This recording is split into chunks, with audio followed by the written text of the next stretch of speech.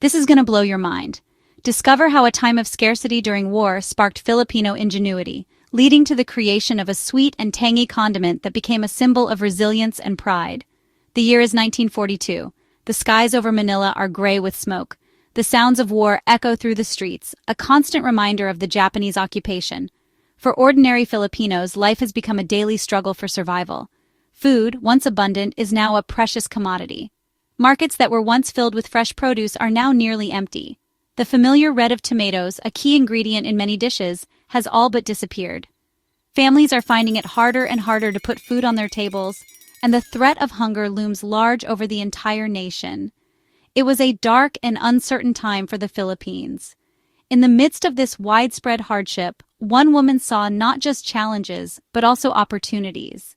Her name was Maria Orosa y Ilagan. She was more than just a brilliant chemist and a dedicated food technologist. She was a true patriot and a quiet hero of the war.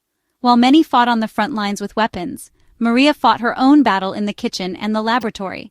She understood that a hungry nation could not stand strong. Her mission was to find ways to feed her people, to use her scientific knowledge to combat the scarcity that plagued the land. She was a beacon of hope in a time of despair. Maria Orosa was a remarkable Filipina. She had studied in the United States as a government scholar, earning degrees in pharmaceutical chemistry and food chemistry. She could have chosen a comfortable life abroad, but her love for her country brought her home. She wanted to use her education to help the Philippines become self-sufficient. During the war, her skills became more critical than ever. She joined the guerrilla resistance not with a rifle, but with her mind.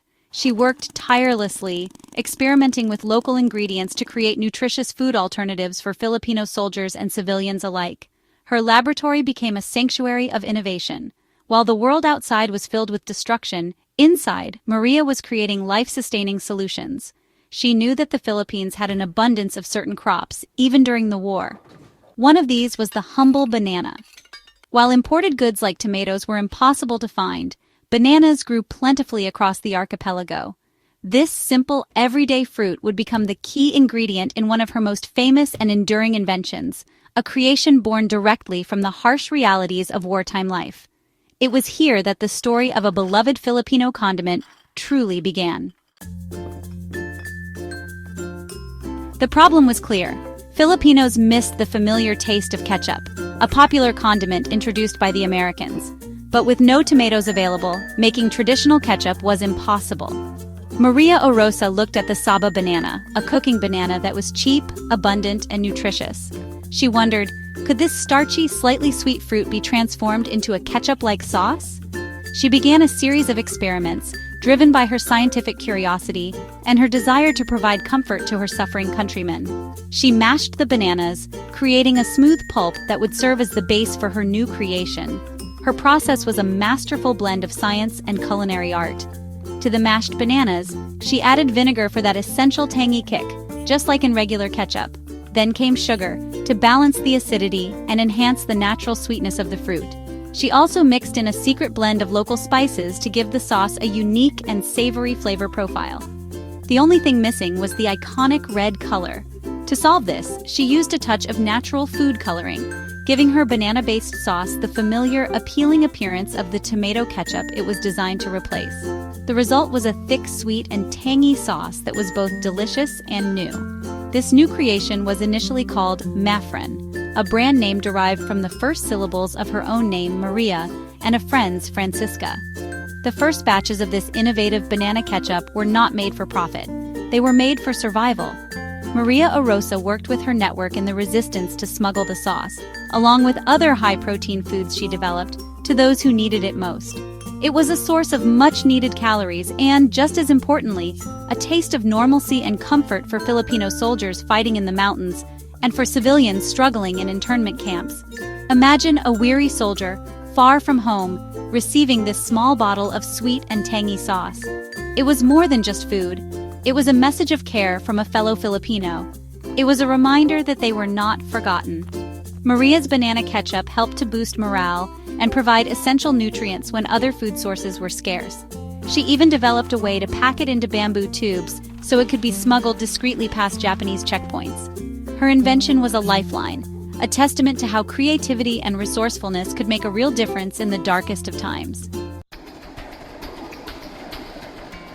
When World War II finally ended, the Philippines began the long and difficult process of rebuilding. The spirit of innovation that had flourished during the war continued into peacetime. Maria Orosa's creation, banana ketchup, which had been a secret source of nourishment for guerrillas, was ready to be introduced to a wider audience. The sauce had proven its value, and now it was time for it to move from the battlefield to the family dining table. The country was slowly recovering, and as industries began to re-emerge, entrepreneurs saw the potential in this unique Filipino condiment. It represented a local solution to a local problem. The commercial potential of banana ketchup was first realized on a larger scale by Magdalo V. Francisco Sr., who had also experimented with making fruit ketchup. In 1942, he officially registered the brand name Mafran, which he had acquired the rights to. He began mass-producing the sauce, making it available to households across the country. However, it was in the 1960s that banana ketchup truly became a household name with the rise of another major brand, UFC or Universal Food Corporation. Through clever marketing and wide distribution, UFC made banana ketchup an indispensable part of the Filipino pantry. The success of commercial banana ketchup was phenomenal. It was affordable, delicious, and incredibly versatile. Filipinos quickly adopted it as their go-to condiment for a wide variety of dishes. It became the perfect partner for crispy fried chicken, adding a sweet and tangy layer to the savory meat. It was squeezed generously over Filipino-style spaghetti, which is known for its sweet sauce. It became a favorite dip for lumpia, tortang talong, and even French fries. Soon, no Filipino kitchen felt complete without a bottle of that distinctly red sweet sauce. The journey of banana ketchup from a wartime substitute to a commercial giant is a remarkable story of Filipino entrepreneurship. It shows how an idea born out of necessity could grow into a thriving industry. The transition was seamless because the product itself was so deeply connected to the Filipino palate, which often favors a combination of sweet, sour, and savory flavors. Brands like Mafran and UFC didn't just sell a product, they sold a piece of Filipino history and ingenuity, bottling the spirit of resilience that had seen the nation through its most challenging years.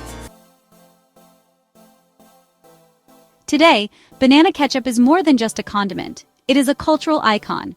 Its bright red color is a familiar sight at family gatherings, local carinderias, and major fast food chains throughout the Philippines and around the world.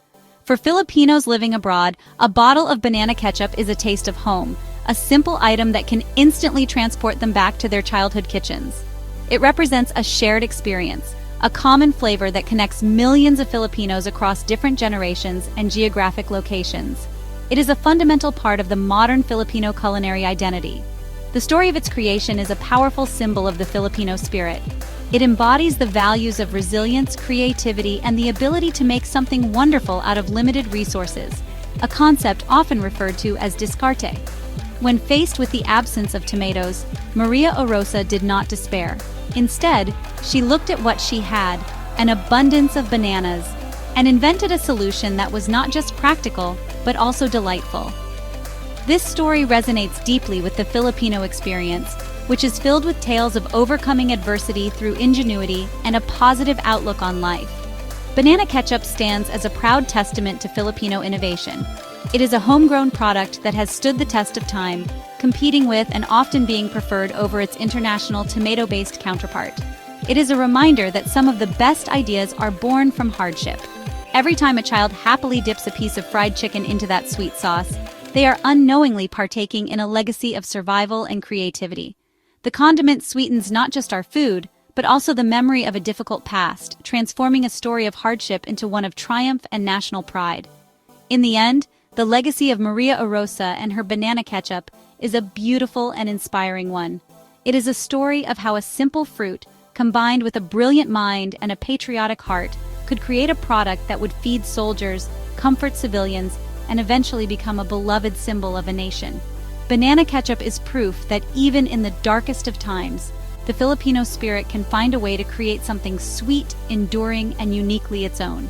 It is a delicious reminder that our greatest strengths often emerge from our greatest challenges.